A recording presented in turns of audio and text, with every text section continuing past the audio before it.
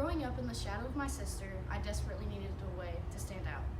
I wanted to have my own thing for once, so I chose the ability to make people laugh. I spent the last 10 years of my life trying to critique and make my own style of comedy. I've had many influences and role models who have shaped my comical talents and made me the funny person I am today. My introduction to making people laugh came at an early age. My dad would make everyone in the room laugh through his silly antics and sharp wit. This was my first inspiration to make people laugh. I remember him always including everyone and over-dramatizing some key details in the story. If other interactions are going on, then this can distract from the joke, causing the people listening to become disinterested.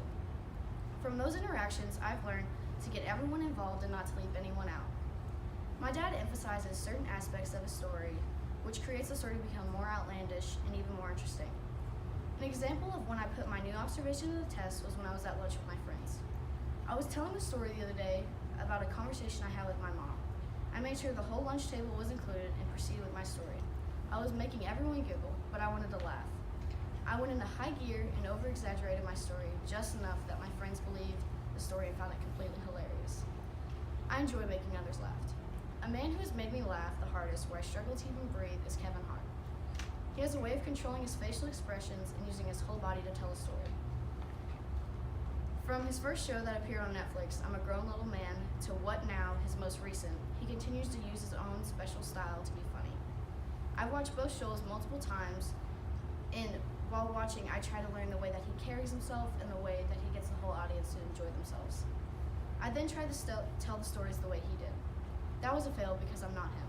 I have a different personality and a different style than he does. I learned this over time through noting how the people I was trying to entertain reacted to my stories. I found my style.